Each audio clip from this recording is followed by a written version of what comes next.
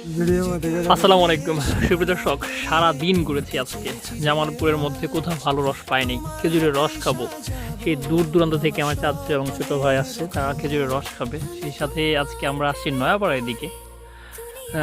অনেক প্রতীক্ষার শেষ হতে চলেছে। দীর্ঘ প্রতীক্ষার পর আমরা দেখতে পাচ্ছি এদিকে কাকা আসছে, খেজুরের রস পারবে। এদিক দিয়ে লাইটের আলো দেখা যাচ্ছে। ও মাই গড, চাম্বাদৌড় স্পষ্ট দেখা যাচ্ছে।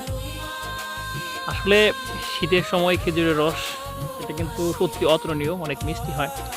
বেশি ঠান্ডা পুরোপুরে স্বাদটা একটু কম হয়,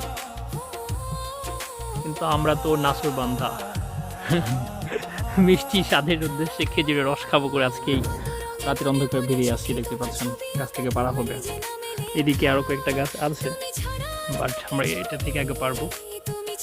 আরেকটা বিষয় খেয়াল করবেন, খেজুরের রস খানার যেটাই করেন চাম্বাদুর থাকে। বিশেষ করে এইখানে দেখতে পাচ্ছি আমরা নেট দেওয়া আছে, এটা কিছুটা সেফটি রয়েছে। অনেক সময় চাম্বাদুরের নালা বা জীবাণু থাকে, ওইগুলো ভাইরাস জনিত বিভিন্ন সমস্যা হতে পারে, বিষয়টা খেয়াল করবেন। এখন দেখি গাছে উঠবে, ওঠার প্রস্তুতি নিচ্ছে কাকায়।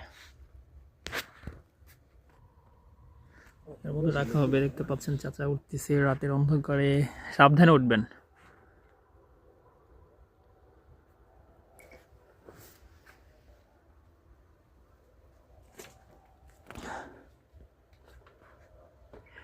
বাদুর কি ওর মধ্যে যাইতে পারবে না তো? না, নেট দেওয়া আছে। বাদুর ওই আপনার ওই সাইড দিয়ে পাতা পুঁতের মধ্যে ঘোরাঘুরি করে খালি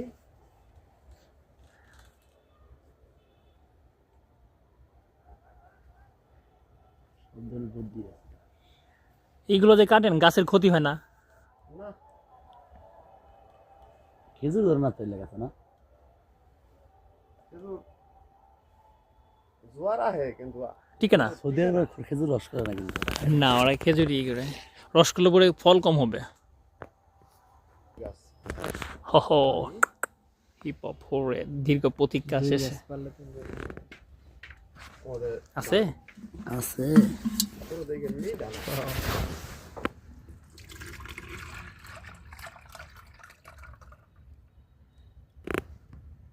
এটা দিয়ে দেন ওটা।